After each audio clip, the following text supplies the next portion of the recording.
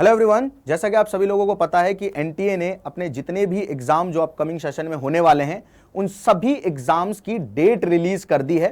Basically मैं इस particular video में बात करूंगा उन बच्चों के लिए जो नीट का एग्जाम देने वाले हैं 2023 में। राइट, एग्जाम जो भी हो रहे हैं इस पर्टिकुलर सेशन में, जैसे कि जेई मेन का फर्स्ट सेशन होगा, सेकंड सेशन होगा, आईसीआर का एग्जाम होगा, सीयूईटी का एग्जाम होगा, ये सारे ही एग्जाम की डेट आप सभी लोगों को नजर आ रही है। बट ये वीडियो पर्टिकुलरली उन बच्चों के लिए जो नीट के पेपर में अपीयर होने वाले हैं, नीट का पेपर देने वाले हैं 2023 में। तो नीट का जो एग्जाम है उसकी डेट फाइनल कर दी गई बेटा 7 मई 2023। कई बच्चों को लग रहा था, वो इस टाइम फ्रेम में जाके तैयारी कर रहे थे कि भाई साहब नीट का एग्जाम पिछली साल की तरह ही जुलाई में होगा। राइट, तो उन्होंने अपनी तैयारी को उस लेवल पे शायद बूस्ट नहीं किया होगा, उतने तेजी से तैयारी नहीं की होगी एक्सपेक्टेशंस में आके कि भाई साहब ये तो जुलाई में होगा, तो उसी लेवल पे पढ़ाई चल रही होगी। लेकिन अब ये एग्जाम को शिफ्ट कर दिया गया है बेटा, 2 महीने लगभग पहले ही मई में कर दिया गया ये एग्जाम।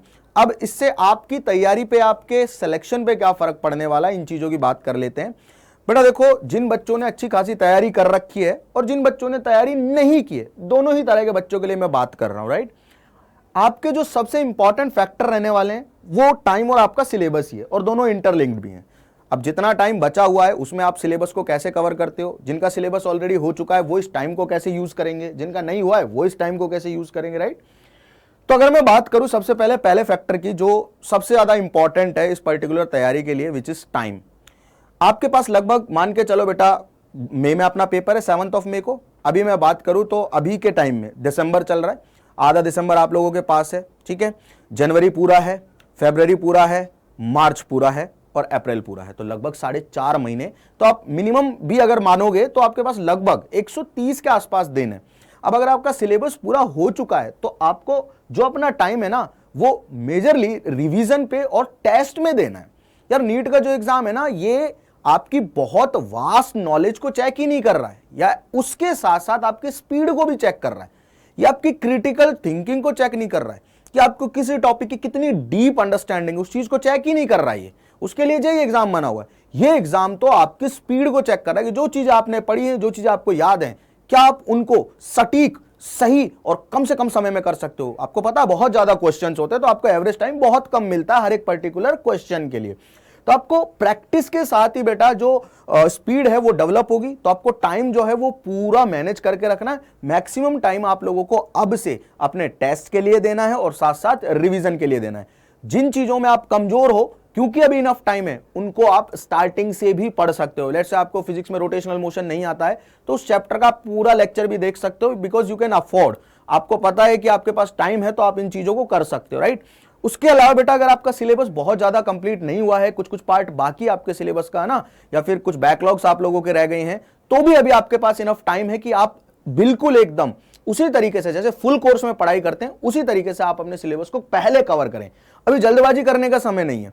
अगर आप जल्दबाजी करेंगे और आपको डेट से एक पुश मिला है कि यार डेट आ गई, डेट आ गई, डेट आ गया ना, नीट की डेट आ गई, और आपको ये लग रहा है कि डेट के आने से आपको तैयारी बहुत तेज कर देनी चाहिए, क्योंकि सभी अब तैयारी को तेज करने वाले हैं। जब तक ये अनाउंस नहीं होता है ना, तब तक सब एकदम सेम फ्लो में चल रहा होता है। मैं एक एवरेज बच्चे की बात कर रहा हूं, जैसी डेट आ जाती है ना, एग्जाम इतने तारीख को होने वाला है, सबके सब बूस्ट हो जाते हैं, एकदम तैयारी बूस्ट कर देते हैं। और ये तो बेटा कंपटीशन है, हम सभी लोगों को पता है कि इसमें पेपर में मैं अकेला नहीं बैठूंगा, आप अकेले नहीं बैठोगे, सारी दुनिया बैठने वाली है ना। भारत का बहुत ही प्रेस्टिजियस एग्जाम है।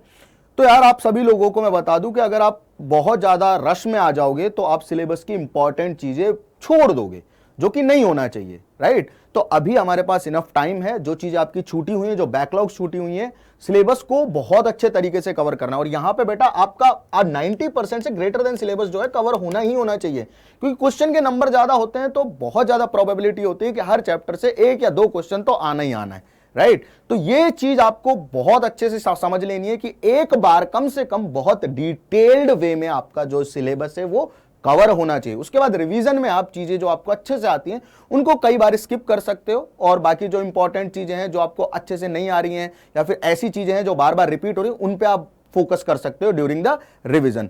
अब ये वीडियो मैं इसलिए बना रहा हूं क्योंकि लर्न एंड फन, जिस चैनल पे आप इस वीडियो को देख रहे हो, राइट, इस पे कुछ बहुत ही अमेजिंग और बहुत ही बड़ा होने वाला है नीट 2023 एग्जाम के लिए।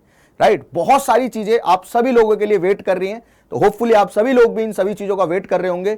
मिलते हैं बहुत ही जल्द आप सभी लोगों के साथ में अगर आपने इस चैनल को अभी तक सब्सक्राइब नहीं किया है तो सब्सक्राइब जरूर कर लीजिएगा बेटा, क्योंकि बहुत ज्यादा अमेजिंग कंटेंट आपको मिलने वाला है इस चैनल पे फॉर नीट 2023 बिल्कुल फ्री में। Thank you so much.